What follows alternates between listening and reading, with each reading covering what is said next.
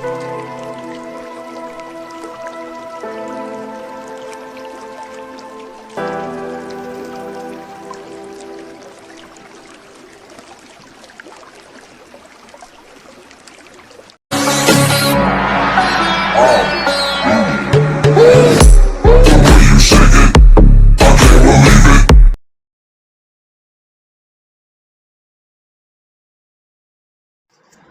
Hi guys, जय जगन्नाथ।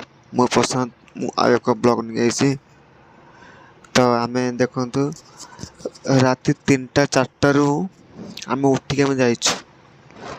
तो fast आम देखू सूर्योदय कोणार्क सन टेम्पल, तापर पुरी जीवु, रामचंडी भी जीवु।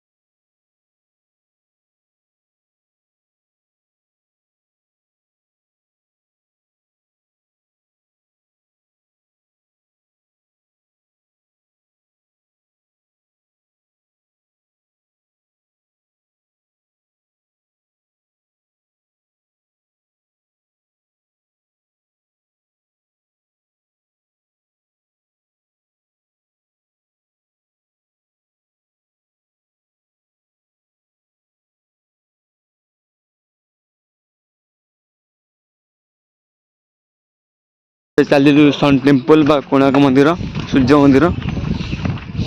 ये गाड़ी थोड़ी देखी पारे आगे मानस, ये मृत्युंजय भाई, आगे बिट्टू।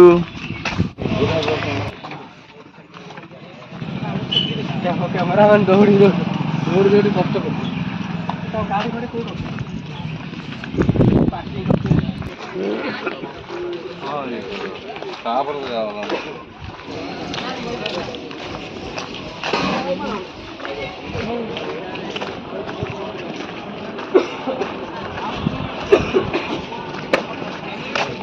फोन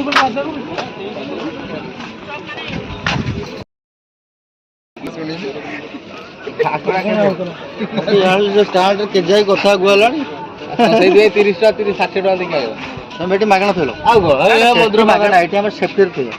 सेफ्टी मंदिर पाखर ठाकुर पाखर सेफ्टी लोक पाखर आमे एबे मंदिर पाखे 30 टका नवग्रह मंदिर सेठी थलो बहुत बाटा से आपण माने आउसंदी कोणार्क मंदिर जोठी आउसंदी ता एग्जिट टाइप रे अछंदी नवग्रह मंदिर। अपन सहीटा भी मिस करेंगे ना, यहाँ बुलवे कहीं ग्रह भितर नवग्रह ये सूर्य देवता आमर स्थित आउ मिस करेंगे ना ठाकुर को ये आसवे। यहाँ मेन जिनस आपणकर आउसंदी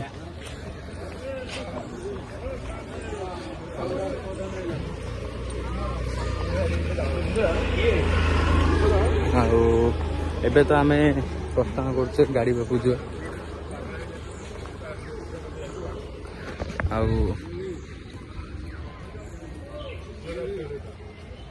जाऊचे बाय बाय गुड नाइट।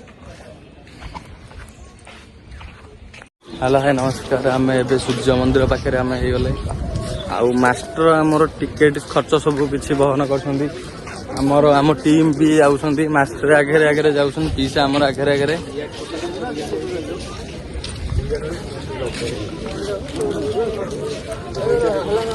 भाई फोटो उठा के टका फोटो यहाँ 100 टका अच्छी 250 टका अच्छी टिकेट ने 30 टका पड़े पीडीएफ कैमेरा उठा मोबाइल।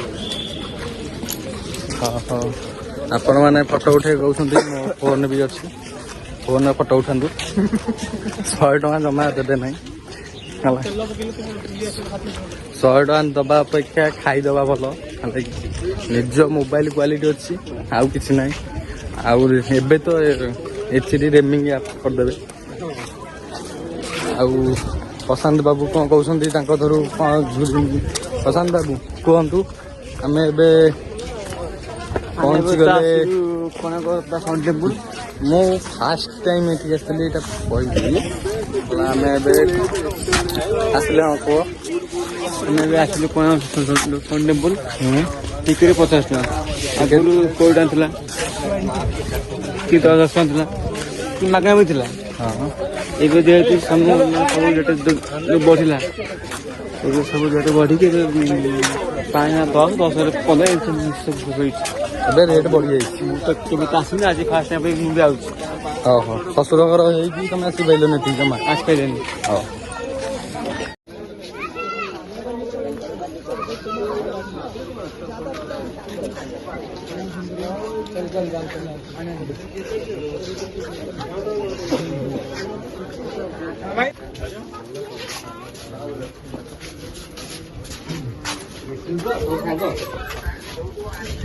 ମାଷ୍ଟରଙ୍କର କ୍ୱାଲିଟି ଅଛି, ଆମକୁ ଭିତରକୁ ପୁରେଇଥିବାରୁ ଧନ୍ୟବାଦ।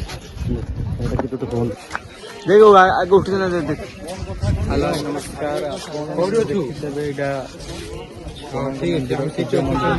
କହୁଛନ୍ତି। ଆମେ ଫାଷ୍ଟ ଟାଇମ୍ ଏଇ ଜାଗାକୁ ଫାଷ୍ଟ ଟାଇମ୍ ଆସୁଛେ। ଜାଗାର ମୂଲ୍ୟ ଆପଣ ବି ଜାଣିଛନ୍ତି। ଜାଗାର ମୂଲ୍ୟ କ'ଣ ହେଇଛି, କ'ଣ ସବୁ କିଛି ଇତିହାସ ଏଠି ଲିଖିତ। ଗୋଟେ ଜିନିଷ ଏଠି ବାଧିଲା କ'ଣ, ଟିକେଟ୍ ଦାମ୍ ବି ଅଧିକ ଯାଉଛି, 50 ଟଙ୍କା ପାଖାପାଖି ରହୁଛି ଟିକେଟ୍। ମୋ ଗୋଟେ ସର୍ତ୍ତ ମାନେ ଗୋଟେ ଅଭିଯୋଗ କ'ଣ କହିଲ, ତ ଇଏ କୋଣାର୍କ ମୁଣ୍ଡି ଯେଉଁ ମରା ହେଇଥିଲା କିଏ ମାରିଥିଲେ? ଏଇଟା ଆମର ଧରମା ମାରିଥିଲେ। ଆଚ୍ଛା, ସମସ୍ତେ କହୁଛନ୍ତି କୋଣାର୍କ ତ ଏଇଠି, ଚନ୍ଦ୍ରଭାଗା ସେ ଯେଉଁ ଡେଇଁଲା ତ ପାଖରେ, ତ ସିଏ କ'ଣ ହେଇଗଲାଣି 3 କିଲୋମିଟର? ଇଏ ହେଲା ଆମର ପରିବାର। ଗୋଟେ ଜିନିଷ ପରିବାରରେ ଘର ଯେମିତି କରିବା, ଘର ଜାଗା ନହେଲେ କ'ଣ କରିବା, ଆଉ ଗୋଟେ ଘର ତିଆରି କରିବା। ହଁ, ଆଉ ଗୋଟେ ଘର କରିବା।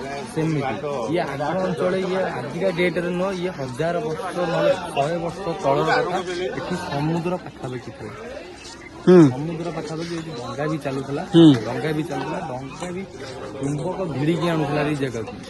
ଡଙ୍ଗା ଚୁମ୍ବକ ଏଠି ଲାଗିଛି। ଆପଣ ବି ଇତିହାସ ମାରିକି ଦେଖିପାରିବେ, ଆପଣ ଅଛି ବି।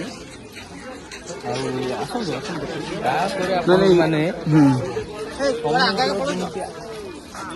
ଆସ୍ତେ ଆସ୍ତେ ଲୋକ ପରିବର୍ତ୍ତନ ଏଠାରେ ହେଲେ।